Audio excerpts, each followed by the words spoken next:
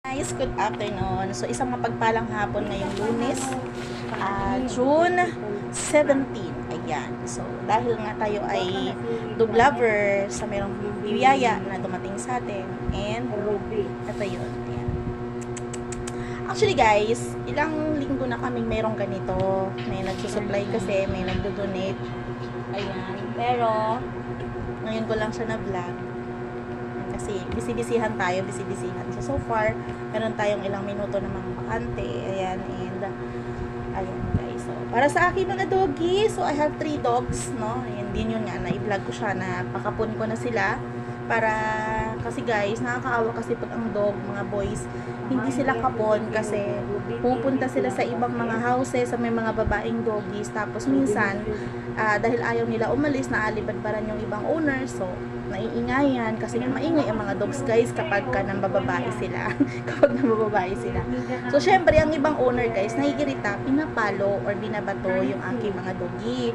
So, kaya naisipan ko. And at the same time, ayaw nilang umuwi. Naghahabulan kami. Ako hanggang alas 12 minsan ng madaling araw naghahabulan kami kasi ayaw pa nilang pumasok. So, hindi ka rin naman makatulog kasi hindi mo sila pwedeng pabayaan. Kasi baka kung saan-saan mapunta, diba? So, ayan. Talaga namang hands-on ako sa aking mga dogs. Ayan. And ito guys, ayan. So dahil kapon sila, hindi sila pwedeng kumain pa ng mga, ayoko pa kainin ng mga malalansa kasi di ba para mabilis matuyo yung sugat. Within 7 days dapat okay na yung sugat nila.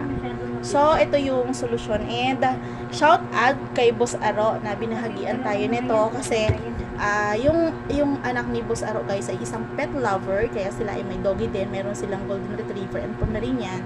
And paki-follow nyo guys sa Facebook, The Galio Foundation. THE Galio, GALLO and Foundation. Galio Foundation guys. And may nagbiyaya. And actually may kasama pa po itong dog food. Kaya lang ang dog food kasi kagigising ko lang nung inatid sa bahay. So hindi ko siya na-vlog.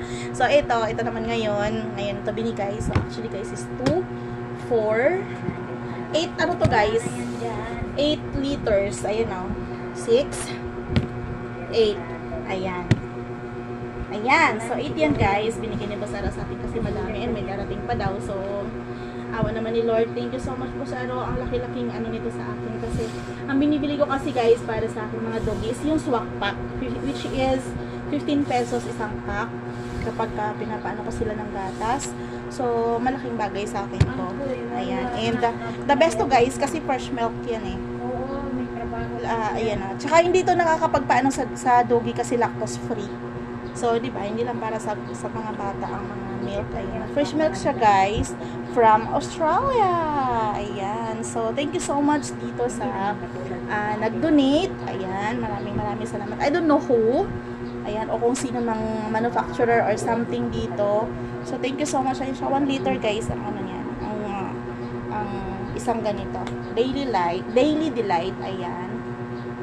Daily Delight Moo Milk for Pets, guys. Ayan.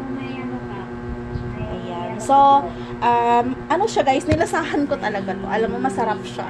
Kaya tuwang-tuwa naman dito. And yung isang doggy ko talaga, sarap na sarap to. Pag nakita niya na nilalabas ko to sa ref, nako, nakaabang na siya kagad. And nagmamadali na siya mag-inom nito. Ayan. So, thank you so much ulit, Boss Aro. Maraming salamat. It's a very malaking tulong sa amin, sa aking mga pets. Ayan. Thank you so much. And, ayan, so mamaya ulit gabi. Kagabi kasi naubusan ako nito.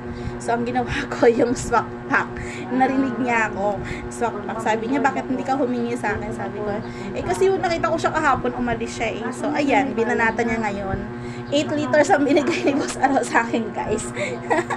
Ayan, so, sa gustong mag-donate, guys, para sa mga pets, ayan, message nyo lang po, The Galio Foundation. Ayan, sa anak po yan ni Boss Aro. Napakasipag ng batang yun.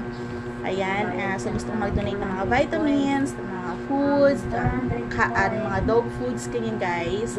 Always, para din sa mga pusa, syempre, yan, connected yan. Ayan, so mag-message lang kayo, The Galio Foundation, ayan. Message lang kayo doon para makapag-donate kayo.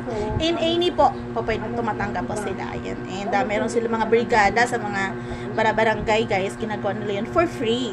Hindi po nila to tinatago. Nire-release talaga nila yan. And I saw it.